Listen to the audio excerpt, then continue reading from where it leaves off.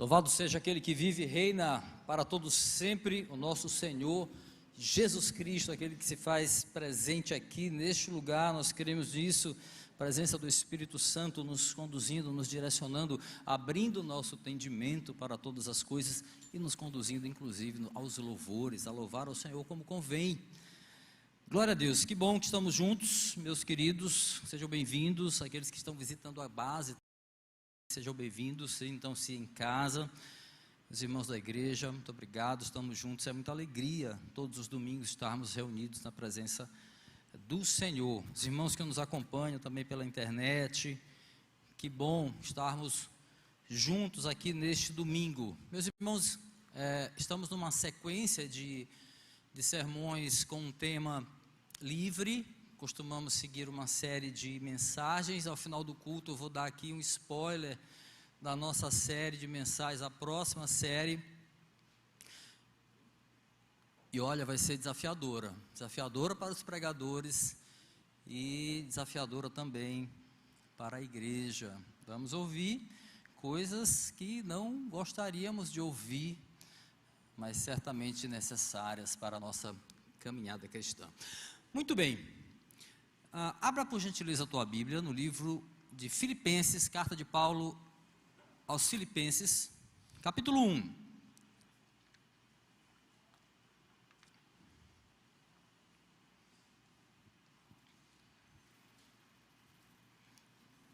Esse é um texto que volta e meia eu revisito, né? Essa carta é muito importante que a gente leia, releia sempre que possível.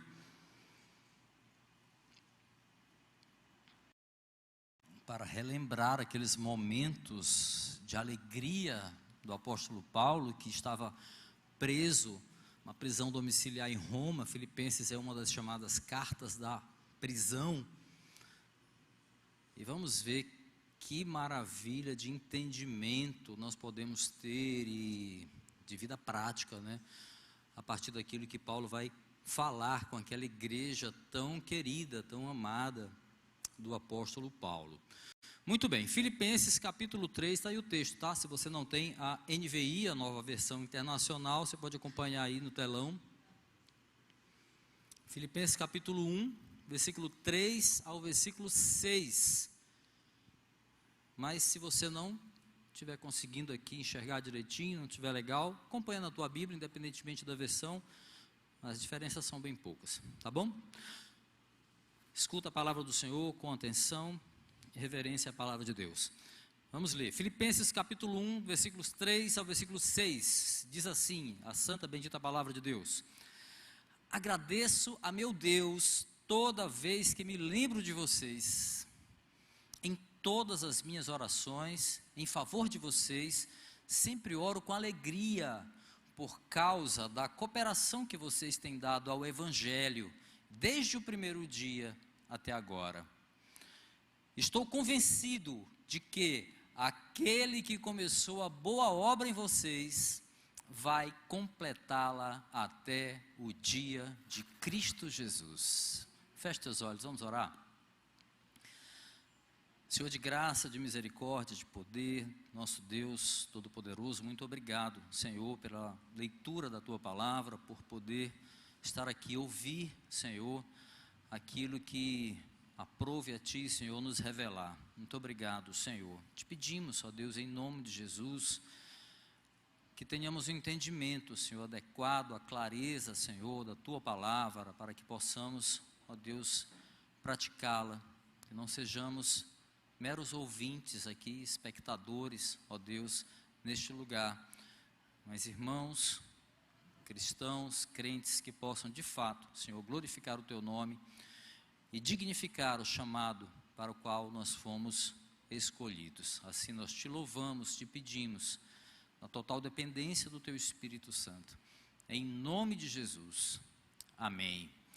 Que bom, meus irmãos. Olha, tempos atrás, alguns anos, eu tinha um blog chamado Crente Pensante, e eu escrevia ali algumas reflexões, era um blog de apologética também, eu fazia algumas mensagens, enfim.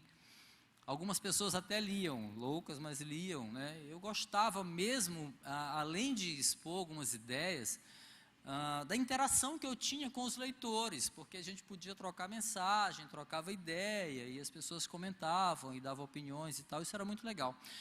Mas aí teve um dia que eu recebi uma mensagem diferente, de uma leitora, e ela dizia que ela precisava externar a sua alegria em ver, depois de muitos anos sem me ver, que eu estava nos caminhos do Senhor. Mas ela também queria aproveitar aquele momento, porque ela sentia uma necessidade de me dizer que por muito tempo ela guardou uma mágoa enorme ao meu respeito. Ela disse que eu tinha dito para ela alguma coisa que a feriu muito, que a entristeceu muito, e isso, uma ferida que ficou aberta por muitos e muitos anos, durante toda ali a adolescência dela, a juventude dela, o que me remeteu aos meus tempos de adolescência também. Mas aí ela disse o seguinte, que quando Cristo entrou na vida dela, ela começou a ser curada daquele sentimento, né? Daquele sentimento ruim, aquela ferida aberta. Em Jesus, ela finalmente conseguiu perdoar, finalmente ela conseguiu se libertar daquela mágoa que ela sentia por mim, por mim. Ela reconheceu que talvez eu não lembrasse dela, embora nós tivéssemos estudado na mesma escola, então ela deu a senha em mais ou menos um período em que isso pode ter acontecido. Ela também não entrou em detalhes do que eu havia dito para ela, que a havia machucado tanto, não importava mais para ela aquilo. Ela não disse. Contudo, ela glorificou o Senhor. Esse era o maior objetivo daquela mensagem. Ela glorificou o Senhor por estar curada. E aí ela finalizou dizendo que o Senhor, ela tinha entendido que o Senhor, de alguma forma, havia dado a ela aquela oportunidade de estar me dizendo aquilo, dizendo que ela estava curada, e ao mesmo tempo declarando-se muito feliz por eu estar nos caminhos do Senhor. Aquela era a maior alegria dela. E aí, meus irmãos, realmente eu não lembrei dela, não lembrei daquela pessoa, muito menos do que eu havia dito para ela, apesar da minha insistência. Tentei buscar na memória, mas não consegui. Eu não fazia a menor ideia de quem ela era, ou do que mesmo eu tinha dito para ela, mas uma coisa eu vi o quanto as palavras podem ferir uma pessoa. Ainda que fossem palavras ditas por um adolescente, provavelmente inconsequente, que era o meu caso naquela época, provavelmente deve ter sido isso que aconteceu. E aí eu refleti sobre a mensagem e, claro, respondi para ela. Admiti que eu não lembrava dela de fato, embora eu tivesse tentado. Contudo, eu disse para ela o seguinte, que o mesmo Senhor que tinha dado a ela a oportunidade de me dizer todas aquelas coisas, agora estava me dando a oportunidade de pedir perdão para ela. E aí eu disse que pela misericórdia de Deus, pela graça de Deus que nós cantamos, oramos agora há pouco, eu disse a ela que de fato eu era uma nova criatura em Cristo Jesus. Pedi perdão pelo mal que eu causei a ela. Insisti para que me dissesse o que fosse, ela disse que foram palavras que nem importavam mais. Mas eu glorifiquei a Deus, porque ela estava curada emocionalmente, e porque eu estava tendo aquela chance de pedir perdão e de glorificar ao Senhor com ela, naquele momento ali. Essa história aqui, meus irmãos, verídica, ela me veio à mente quando eu estudava esse texto aqui de Filipenses que nós lemos hoje. E uma pergunta também me veio. O que será que as pessoas sentem quando lembram de nós? O que será que vem à mente, o coração das pessoas quando lembram da nossa existência? Eu pensei isso e me perguntei porque quando aquela mulher que eu não conhecia pensava em mim, lembrava de mim, o que ela sentia era tristeza, mágoa, um trauma que ficou até que Cristo entrou na vida dela. Aleluia. E sendo Jesus especialista, né, em retirar culpa de homens e mulheres, pecadores, Ele também me libertou de um dolo, de uma culpa que nem ao menos eu sabia que eu tinha, mas Ele fez isso. Jesus. Ali do alto do meu pedestal, tinha até um blog, né, cristão, não tenho mais. Do alto ali do meu pedestal de crente, foi doído ler aquela mensagem, meus irmãos. Foi doído saber que eu tinha causado tanto mal a alguém, ainda que quando eu não fosse crente, ainda que há muitos anos, sabe? Foi difícil, mas ao mesmo tempo alentou-me ver aquelas palavras daquela mulher de gratidão a Deus e de alegria, por causa da cura, em razão do que Cristo tinha feito por ela. Ela estava curada de toda a mágoa. Jesus foi o remédio. Aleluia. E aí você me pergunta, pastor, e o que isso tem a ver com o texto de hoje de Filipenses? Pois é, o ponto comum, meus irmãos, eu quero que você fique atento, está no efeito que lembranças podem causar nas pessoas e no resultado do evangelho na vida delas. O texto que nós lemos aqui no início, na carta aos Filipenses, foi escrito por um homem que estava preso, já falamos, e ele escolhe começar a sua epístola, depois das apresentações, das saudações, ali nos versículos 1 e 2, ele escolhe começar a sua carta, falando do efeito que lembranças causavam nele. Paulo estava em Roma, prisão domiciliar, e escreve para os irmãos da igreja localizada na cidade de Filipos, daí a carta aos Filipenses. É importante a gente lembrar que Paulo esteve em Filipos na sua segunda viagem missionária, Atos capítulo 16 conta essa história, e ali, meus irmãos, depois você lê com calma, você deve lembrar se conhece a história, Paulo foi preso em Filipos, ele foi caluniado, ele foi açoitado, ele foi jogado em uma masmorra, preso a um tronco, na companhia do seu companheiro, de seu amigo de ministério, Silas. Certamente essas não seriam lembranças agradáveis, fatos agradáveis para recordar da passagem que ele teve por Filipos. E ter escrito Filipenses enquanto ele estava preso em Roma, preso também, poderia inclusive ser uma tentação de que aquela carta começasse com lamentos, né? Eu lembro de Filipos, quando eu fui preso, fui açoitado, fui torturado nessa cidade, momentos tenebrosos, eu vivi ali, mas não. As palavras de Paulo na carta mostram não haver mais feridas na sua alma. Quando ele lembrava de Filipos, o apóstolo provavelmente não via uma prisão fria, escura. Ele via o calor de irmãos que haviam entendido o evangelho e se convertido a Jesus Cristo. Era isso que ele via nas suas lembranças.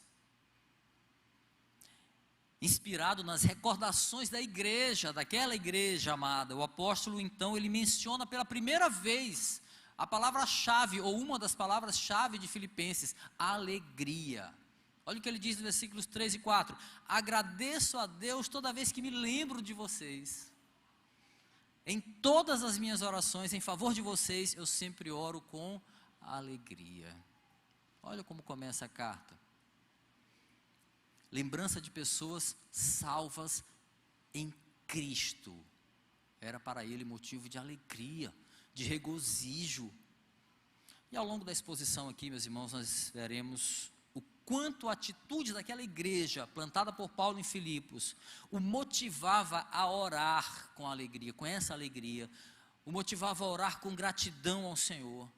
Veremos como as orações do apóstolo estão em vínculo com aqueles irmãos, uma unidade que nem mesmo a prisão, nem mesmo a distância podia impedir. Cristo os unia. Nosso texto hoje, meus irmãos, vai falar do valor de uma lembrança e de como ela pode ser consoladora, inspiradora, como ela pode inspirar orações ao Senhor cheias de gratidão e cheias de alegria. Daí o nosso tema, né? Conectados pela alegria e pela oração. 5 pontos, meus irmãos, vamos delinear aqui a nossa jornada, abordando os efeitos da lembrança saudável que Paulo tinha daquela igreja acolhedora, daquela igreja generosa de Filipos. Tudo bem até aí? Meus irmãos, logo após saudar aqueles irmãos da igreja, versículos 1 e 2, você vê que Paulo está ali fazendo uma saudação. Ele vai iniciar a carta ressaltando efeitos espirituais que a igreja em Filipos trazia para ele. Quando o quê? Quando ele se lembrava dela. Versículo 3 aí nós vemos que lembrar dos irmãos despertava em Paulo profunda gratidão. Olha o que diz o versículo 3. Agradeço a Deus toda vez que me lembro de vocês. Filipenses é considerado a carta mais pessoal entre as 13 cartas do apóstolo Paulo, as 13 cartas paulinas, não considerando a possibilidade de Hebreus ter sido escrita por ele ou não, não é o caso. As 13 comprovadamente. Filipenses é a mais pessoal. Paulo parece que escreve ali muito mais como um amigo chegado, como um amigo íntimo, do que como um líder eclesiástico, embora a gente vá ver ali muitas orientações pastorais, correções, direcionamentos. Ele escreve também como pastor, mas de uma forma muito íntima, muito pessoal. E pelo que nós lemos aqui logo no início da carta, sempre que ele lembrava daqueles irmãos, o primeiro sentimento que vinha ao coração de Paulo era gratidão. Gratidão. Ele poderia evitar lembrar de Filipos. Você for ver lá o que acontece com ele lá, é aquela coisa que não se quer nem lembrar. Ele podia evitar lembrar daquela cidade onde ele havia sofrido tantas injúrias, calúnias e torturas, mas ao contrário, de recordações que podiam trazer dor, que podiam trazer tristeza ao seu coração, lembrar da igreja trazia o contrário, trazia alegria e trazia gratidão a Deus. E é muito importante a gente frisar que essa alegria não era só pelas boas recordações, quando você lembra de um momento feliz e fala, poxa, isso me faz feliz. Não era só isso, era um sentimento que levava Paulo a uma doxologia, ou seja, um ímpeto de glorificar a Deus, um ímpeto de adorar a Deus, de reconhecer o que Deus havia feito por meio de Cristo na vida daqueles irmãos. Era uma alegria que partia de um desejo de louvar a Deus. Então, era uma lembrança que enchia o coração dele de ações de graças, por saber que em Filipos havia pessoas cujas mentes foram abertas para o entendimento do Evangelho. Então, diante de tamanha graça, nem mesmo as dores que ele vivia lá, que ele viveu em Filipos, tudo que ele havia passado ali, poderiam ser motivo de tristeza para Paulo, não importava aquilo. Quando ele olhava para Filipos, nas suas memórias, ele via Deus operando na conversão de muitas pessoas, na conversão de mulheres, como Lídia, por exemplo. Linda esse episódio da conversão de Lídia, e depois ela acolhe Paulo e outros obreiros na sua própria casa. Quando Paulo lembrava de Filipos, talvez ele até lembrasse lá da prisão, mas ele lembrava que aquela situação de dor foi o que Deus usou para que um carcereiro daquele lugar ouvisse o evangelho e fosse salvo, e levasse os missionários para pregar para a sua família, que provavelmente foram salvos também. Aleluia. Era isso que vinha na cabeça dele. Ele olhava para Filipos na sua mente e via o nascimento de uma igreja generosa, de uma igreja colaborativa. A gente vai falar melhor sobre isso mais adiante. Lembrar dos irmãos de Filipos, meus irmãos, trazia a Paulo um sentimento imediato de gratidão. Ele dizia, lembrar de vocês me deixa feliz, me deixa grato. E aí eu torno a perguntar, o que será que as pessoas sentem quando lembram de nós? E nós? O que será que nós sentimos quando lembramos de determinadas pessoas? O que vem primeiro quando pensamos em algumas pessoas específicas? É um sentimento é um sentimento bom, é um sentimento de mágoa, frustrações, raiva, talvez. De vez em quando a gente pensa em umas pessoas, dá uma raiva. Meus irmãos, às vezes nós conhecemos pessoas que fizeram bem para nós a vida inteira, mas por um único deslize que cometem, em um determinado momento, elas passam a ocupar um lugar sombrio na nossa mente, na nossa memória. Tudo que fizeram de bom, que deveria ser motivo de gratidão a Deus, parece que é deletado, né? Assim, pá, da nossa mente. É importante, meus irmãos, a gente refletir sobre isso. Sabe por quê?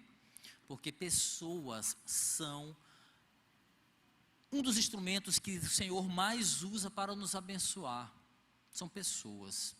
Por isso a gente não deve se apressar em descartá-las da nossa vida. Por isso é muito importante a gente refletir sobre os sentimentos que nós temos em relação às pessoas e sobre o que elas sentem ao nosso respeito. Isso eu tenho que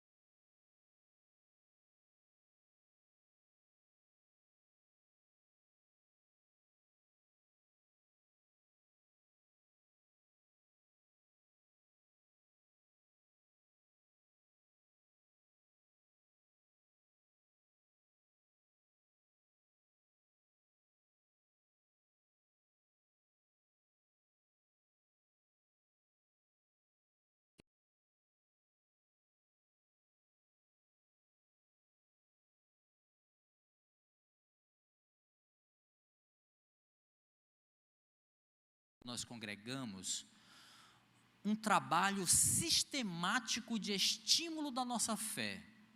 Vou explicar. Se a igreja não oferece a todo momento, atividades para me manter conectado à vida da comunidade, muitos de nós esfriam ou mesmo se afastam e responsabilizam a igreja por isso. Mas, meus irmãos, muitas dessas atividades paralelas, não que a gente não possa realizá-las, comunhões, convivências, alguns eventos, não estou falando disso. Eu estou falando que muitas vezes, alguns de nós, precisamos que isso seja sistemático, para estimular a minha fé a todo momento, senão eu esfrio, senão eu não fico conectado. Mas, meus queridos, olha, muitas dessas atividades, cujo objetivo é tão somente manter pessoas na igreja, não perder membros, traz cansaço, desgasta, e de certa forma, desviam a igreja do seu verdadeiro propósito. Espero que você esteja me entendendo bem. Preparar igrejas para servirmos uns aos outros, preparar pessoas para servirem uns aos outros, instruídas corretamente no Evangelho. Essa é a missão primordial da igreja, e não se preocupar em oferecer a todo momento atividades para garantir a presença das pessoas aqui, para estarem conectadas. Perdemos tempo demais. Paulo e os filipenses estavam conectados pela oração e pela graça. Só isso era suficiente. E eles estavam a quilômetros de distância.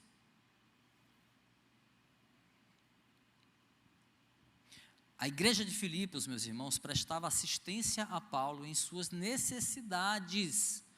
Vamos ver mais na frente. E Paulo assistia a igreja com as suas orações. Aleluia, aleluia. A lembrança de Paulo incluía os irmãos de modo geral. Ele disse que ele orava por todos. É um reflexo desse sentimento de unidade que eles tinham em Cristo Jesus. Um princípio, meus irmãos, precisa ficar muito claro para nós. Não é um espaço físico que simboliza a unidade da igreja. Não é. Não é o fato de nos reunirmos aos domingos aqui no templo que nos garante a unidade que o Senhor espera de nós. O que nos conecta, meus irmãos, é Cristo, não é um templo. O que nos conecta é o Senhor Jesus Cristo. Não há fruto se não estivermos conectados na videira e pela videira. João capítulo 15, versículo 16 fala isso. Paulo nos exorta aqui, meus irmãos, nos mostra que uma simples atitude de lembrança, meus irmãos, uns dos outros, em oração, traz ao corpo uma conexão espiritual, sobrenatural, que transcende a distância, que transcende o espaço físico. Aleluia. Olha,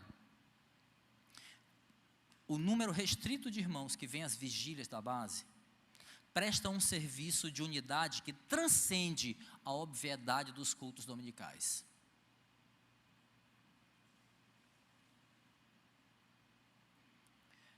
É maravilhoso estarmos aqui, claro, meus irmãos, é maravilhoso estarmos juntos, louvando ao Senhor, aprendendo mais da sua palavra, claro.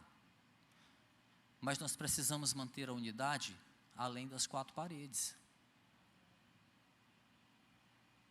Paulo está ensinando aqui aos filipenses e obviamente a nós, o valor que uma simples lembrança pode fazer na vida dos cristãos.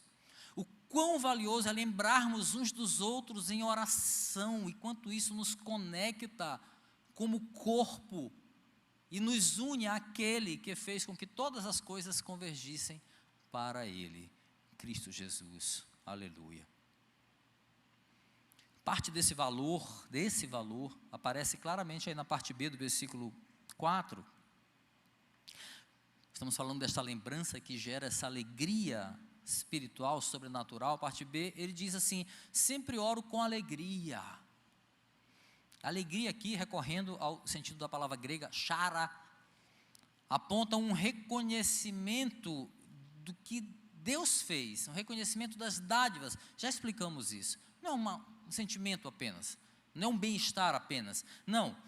A palavra grega ela aponta para uma alegria de reconhecimento, de bênçãos, de dádivas recebidas de Deus, de graça. É a alegria que brota como resultado da graça que alcançou os irmãos de Filipos e alcança a todos aqueles que creem. Aleluia. Nós veremos adiante que a cooperação dos filipenses com o ministério de Paulo era parte do motivo da sua alegria. Mas antes, é muito importante, antes da gente avançar para esse ponto, é preciso que fique muito claro que a maior alegria que os cristãos de Filipos gerava em Paulo era o fato de eles terem se unido a eles pelo Evangelho, se unido ao apóstolo, se unido a ele no Evangelho. Esse era o principal motivo da sua alegria. Lembrar disso enchia o coração de Paulo de contentamento, de satisfação, de gratidão. Por isso a sua oração é cheia de alegria, como ele fala aqui. Trata-se aí de uma felicidade de interceder pela igreja, não era um sacrifício. Ele intercedia pela igreja sabendo que eles estavam juntos, que eles estavam conectados em Cristo. Paulo estava preso, impedido de visitar os irmãos, mas ele podia orar por eles. Essa era a conexão. Aleluia. Às vezes nós não podemos estar com as pessoas que nós gostaríamos de estar, por vários motivos, mas não estamos impedidos de orar por elas. Meus irmãos, olha, escuta, a oração ela tem um poder extraordinário de aproximar pessoas, entendeu? A oração tem um poder extraordinário de aproximar pessoas, de conectar pessoas.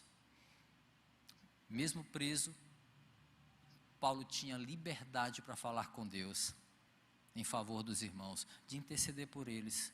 Ele estava aprisionado em Roma, mas a palavra não pode ser aprisionada, não pode ser impedida. Aos olhos da sociedade romana, Paulo era um prisioneiro de César, mas aos próprios olhos e aos olhos de Deus, ele era um prisioneiro de Cristo, conforme nós lemos na própria carta do apóstolo lá em Efésios capítulo 3, versículo 1, ele fala disso em Filemão também. Quem está preso a Cristo é livre para a vida eterna, aleluia. Olha o que ele diz em Filipenses, só escuta, não em Efésios capítulo 4, versículo 8, só escuta. Quando ele subiu em triunfo às alturas, levou cativo muitos prisioneiros, levou cativo o cativeiro, como outras versões diz, e deu dons aos homens. Ao ressuscitar, meus irmãos, e subir aos céus, Jesus tornou sem poder as prisões desse mundo, as prisões do pecado. A ação limitada do mal não pode deter o evangelho e não pode aprisionar a igreja, aleluia. Essa certeza era o maior motivo da alegria do apóstolo e deve ser o nosso também. O nosso também. Nada deve nos alegrar mais do que sermos prisioneiros daquele que nos libertou para a vida eterna, aleluia. Nada deve nos alegrar mais do que isso. Deus usou a igreja de Filipe de uma maneira extraordinária, e a gente vai ver isso agora. Os filipenses, eles não só abasteciam Paulo de boas lembranças, né? Mas em diferentes ocasiões eles prestaram auxílio financeiro ao apóstolo em seu trabalho missionário. Então lembrar daqueles irmãos, e aí o sentido é importante, era ver a ação de Deus que usa pessoas para suprir as necessidades daquele que ele chama para o ministério. Então lembrar daqueles irmãos gerava nele uma confiança na provisão do Senhor. Olha o que diz, agora juntando a última parte do versículo 4 e o versículo 5, como fica? Oro com alegria ao evangelho, desde o primeiro dia até agora, aleluia. Paulo externa aqui a razão, ou uma das razões, de sua oração está cheia de gratidão, cheia de alegria. Quando ele lembrava da igreja de Filipos, ele via aquela que era a maior cooperadora do seu ministério. A própria carta aos Filipenses, nós vemos o apóstolo reconhecendo esse suporte, Filipenses capítulo 4, versículo 16, ele fala mais claramente sobre isso. Ele fala assim, Filipenses 4,16: Pois, estando eu em Tessalônica, vocês me mandaram ajuda, não apenas uma vez, mas duas, quando tive necessidade.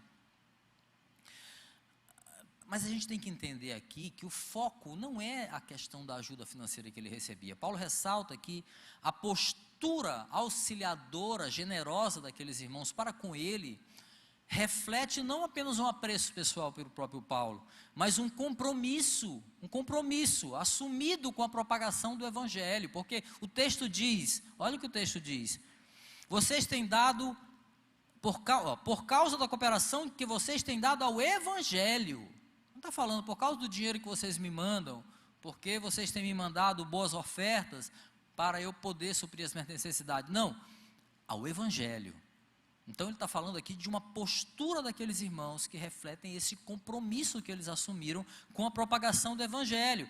Aqui é que os cristãos não tinham só uma consciência da salvação, de que eles haviam sido alcançados por Cristo pela graça, como eles tinham consciência de que eles tinham um dever de contribuir para levar o Evangelho a quem precisa, a toda criatura. Era um entendimento. Então, quando Paulo diz aqui no texto que ele se alegrava com a cooperação que os filipenses têm dado ao Evangelho, aí surge um questionamento, né? O que é ser um cooperador, afinal de contas? O que é isso? O que é cooperar, nesse caso? Meus irmãos, embora Deus seja o autor absoluto da salvação, não há mérito humano nisso, Ele nos chama para sermos cooperadores da sua obra. É claro que é Deus que abre o coração do homem, a mente para dar entendimento, chama o homem para a salvação, mas à igreja foi dado a tarefa de pregar o Evangelho, Vem cá, então Deus precisa da igreja para salvar pessoas. É isso, pastor? Claro que não, não é isso. Deus não precisa de nada. Em sua soberania, Ele decidiu separar a sua igreja para a salvação. E também por sua graça e misericórdia, Ele nos escolhe para sermos cooperadores dessa sublime obra salvífica. Nós somos coparticipantes. É Deus quem escolhe e levanta obreiros para a sua obra, mas é a igreja que acolhe. É a igreja que acolhe esses obreiros. É a igreja que sustenta espiritualmente esses obreiros e também sustenta outras necessidades básicas, de acordo com a condição de cada congregação. A cooperação da igreja de Filipos aqui com o Evangelho não se resumia, por exemplo, a aplaudir as pregações de Paulo, a dizer, poxa, que carta maravilhosa, sabe? A dizer, poxa, Paulo, valeu em teu esforço, olha, você foi top, queria ser como você. Não, meus irmãos, havia um envolvimento com o ministério, por meio da comunhão, e financeiro também. Isso se dá desde o primeiro dia, ele diz, né? Desde o primeiro dia em que o apóstolo compartilha o Evangelho com eles, a igreja imediatamente se envolve. Então, lembrar da generosidade daqueles irmãos fortalecia a confiança de Paulo no Deus que sempre supriria as suas necessidades e usaria pessoas para isso. O que a gente tem que entender, meus irmãos, e olhar para a nossa vida, que Filipos não era uma mera espectadora do ministério de Paulo. A igreja era parte do seu ministério, era colaboradora da missão, e dessa forma ela exercia a própria missão de ser coparticipante da obra de Cristo. O ensino que deve ficar para nós aqui, meus irmãos, é que a partir que temos um entendimento claro do Evangelho, a partir de que nós temos um entendimento claro, a palavra entendimento é muito importante, claro do Evangelho, não condiz sermos meros espectadores, meros consumidores da graça. A missão da igreja, a missão de um crente, definitivamente não é ser espectador. O compromisso da igreja ali em prover suporte financeiro para Paulo era motivo de alegria para ele. Não apenas porque ele tinha necessidades supridas, já falamos aqui, mas porque ele via o compromisso daqueles irmãos com o Evangelho. Com o Evangelho, é o que diz o texto. Infelizmente, igrejas estão cheias de espectadores da graça. A letargia espiritual, apatia diante do chamado do Senhor, tem sido a razão de queda para muitos frequentadores de igrejas hoje, porque não passam de plateia, inerte, sabe? Em uma aparente zona de conforto. Aqueles que compreenderam o Evangelho e vivem o Evangelho, definitivamente não se sentem confortáveis na zona de conforto. Se ser servido for aquilo que me satisfaz, está na hora de passar a limpo aí a minha compreensão do que é de fato ser cristão. Deus levantou a sua igreja, meus irmãos, para suprir a necessidade uns dos outros e para suprir a urgência que o mundo tem de ouvir o Evangelho. Para isso Deus chamou a igreja. Lembrava em Paulo essa confiança, confiança de um Deus provedor de recursos e provedor de salvação. Aleluia, esse é o nosso Deus. Por fim, ao lembrar dos cristãos de Filipos, Paulo se vê diante da certeza da graça salvadora, que é uma razão maior para ter alegria. Por isso ele desejou compartilhar dessa alegria com os irmãos. Foi a primeira coisa que ele falou para eles na carta. Olha o que diz o versículo 6. Estou convencido de que aquele que começou a boa obra em vocês vai completá-la até o dia de Cristo Jesus. Segurança da salvação é o ponto central da oração de Paulo aqui. A gente fala muito isso nos pequenos grupos, Aquele que tem dúvida da salvação não compreendeu o Evangelho ainda. Ou ainda não, de fato, se converteu, na verdade. A decisão não foi tocada ao ponto de compreender. Aqui, Paulo está falando de uma segurança. Eu estou convencido. Estou convencido. As palavras mostram convicção. Estou certo, como dizem outras versões. Estou certo disso. Convicção na perseverança dos santos de Filipos. Ele diz muito claro, para ele a completude da obra do Senhor na vida da igreja não é hipotético, é uma certeza prática, não é uma hipótese, talvez, quem sabe, eu seja salvo. Não, é uma certeza, é uma convicção. Essa segurança é combustível espiritual na vida do apóstolo, e isso era motivado pela lembrança que ele tinha daquela igreja. Isso deve ser combustível espiritual para a nossa vida também. Ele deseja passar essa segurança aos filipenses e, claro, ele também está passando para nós, é isso que ele deseja. Lembrar daqueles irmãos, inevitavelmente remetia para a obra redentora do Evangelho que nos salvou. Aleluia. O que havia em Paulo, e deve haver em cada cristão, é um regozijo constante, uma alegria contínua da salvação. Afinal, diz o texto, aquele que começou a boa obra em vocês vai completá-la, diz o texto. Em outras palavras, meus irmãos, nada pode impedir os planos do Senhor. Os planos do Senhor não podem ser frustrados. Jó 42, versículo 2 diz, eu sei que tu pode todas as coisas, Senhor, nenhum dos teus planos podem ser frustrados. Aleluia. Desde o princípio houve um plano de resgate elaborado por Deus em benefício de um povo que ele escolheu para si, ele mesmo chamou. E esse propósito é concretizado na cruz, por Cristo, ao completar a sua obra, e ele diz, está consumado.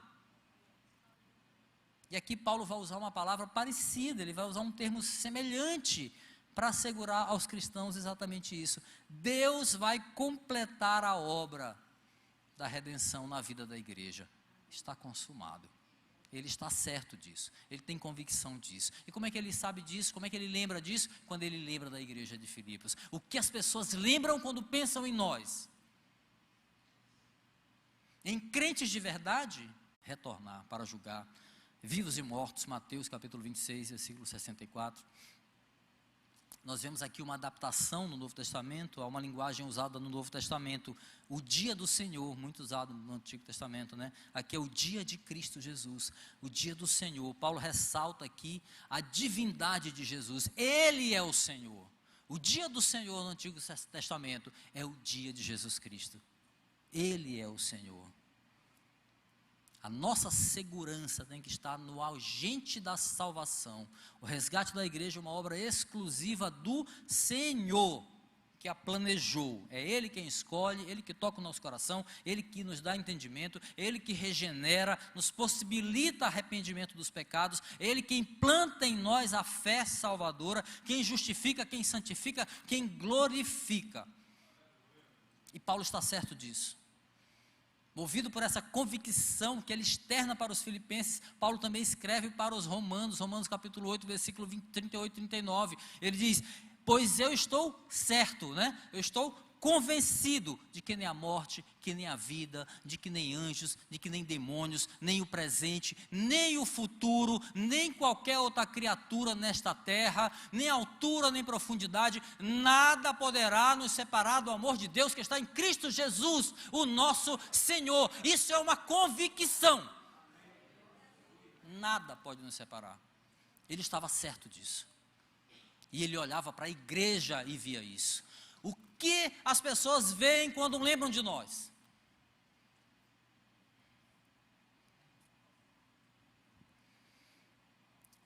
Ele vai completar a obra, meus irmãos. Aleluia. No dia de Jesus Cristo.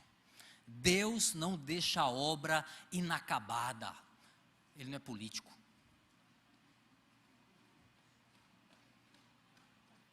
Deus não deixa a obra inacabada. Para concluir, meus irmãos, essa obra perfeita caminha para a consumação, já está consumada e caminha para a sua completude no dia do Senhor. Aleluia. Essa é a convicção de Paulo, deve ser a nossa convicção também. É uma certeza inabalável que nós devemos ter e deve nos alegrar. Aleluia. Pelo decreto de Deus, a nossa salvação está consumada. Lembrar dessa promessa, meus irmãos, lembrarmos disso, é nos alinharmos com Paulo na mesma experiência que ele teve. É lembrar da igreja, é lembrar de quem nós somos e nos alegrarmos e sermos gratos pela graça que nos alcançou. Aleluia. Até que o dia do Senhor chegue, claro, nós seguiremos sofrendo agruras do pecado, né? Consequências do pecado. Vamos enfrentar as tentações de cada dia, as fragilidades da nossa carne inclinada para o mal. Vamos cair, vamos tornar a levantar. Mas no dia do Senhor, meus irmãos, enfim, nós seremos transportados para a completude de uma vida eterna, corpo e espírito, livre das impurezas, das dores do pecado. Louvado seja o nome do Senhor. Essa realidade está consumada na agenda de Deus. Teremos um corpo glorificado, semelhante ao de Cristo, não haverá mais dor, não haverá mais pecado, não haverá mais morte. Aleluia. Paulo se dirige àquela igreja de Filipos com alegria no coração. Ele demonstra a satisfação de lembrar daqueles irmãos. E o quanto o Evangelho os mantém conectados. Filipenses capítulo 4, versículo 1 diz assim, portanto, olha como ele escreve de uma maneira pessoal. Filipenses 4:1, portanto, meus irmãos, a quem amo e de quem tenho saudade, vocês que são a minha alegria e a minha coroa, permaneçam assim, firmes no Senhor. Ó amados, Paulo se regozijava a lembrar daquela igreja generosa, imperfeita certamente, com certeza, mas estava unida a ele, em Cristo Jesus, por Cristo, e ele se alegrava pelo compromisso daquela igreja com a propagação do Evangelho. Aleluia. Que essas palavras, meus irmãos, tudo que nós ouvimos aqui, encontrem sentido para a nossa vida. Que nós estejamos firmes no Senhor, não apenas como espectadores, mas como agentes usados por Deus para fortalecimento uns dos outros e para a salvação de vidas que precisam ouvir o Evangelho, meus irmãos. Que a oração cheia de alegria de Paulo pelos cristãos de Filipos nos inspire a servir aos irmãos com as nossas orações, a estarmos cada vez mais conectados por meio dessa graça simples e dessa simples ferramenta espiritual que o Senhor nos deixou, a oração. Meus irmãos, uma ferramenta não serve para nada se ela não for usada para o seu fim. Oremos com alegria, meus irmãos. Vamos ficar de pé, oremos com alegria, porque estou convencido de aquele que começou a boa obra em vocês, vai completá-la até o dia do Senhor Jesus Cristo. Feche teus olhos. Senhor, nós louvamos o teu nome, Deus, te agradecemos por essa infinita graça que nos alcançou, sem que merecêssemos. Senhor, que esse texto, Senhor, tão amoroso, tão pessoal, de Paulo para os seus irmãos, desperta em nós o desejo de estarmos mais conectados espiritualmente, independentemente de distância ou dificuldades. Que oremos mais uns pelos outros, Senhor. Que possamos entender a força de atração, de conexão de uma oração, quando crentes oram uns pelos outros, porque ali existe o elo, ali existe aquele ao qual todas as coisas convergem, que é o nosso Senhor Jesus Cristo. Aleluia. Senhor, que possamos servir mais ao nosso próximo. Senhor, em nome de Jesus, compreender, Deus, que a unidade depende muito mais de uma conexão espiritual do que uma presença física. Que nós reflitamos sobre o que as pessoas pensam quando lembram de nós. Será que as pessoas sentem o que o apóstolo Paulo sentiu? Gratidão, alegria, por saber que lembrava de uma igreja que verdadeiramente foi alcançada pelo Evangelho? Que seja assim, Senhor. Que nós consertemos o que precisa ser consertado, para que as pessoas, ao verem a nós, ou mesmo lembrarem de nós, vejam o Evangelho se cumprindo na nossa vida.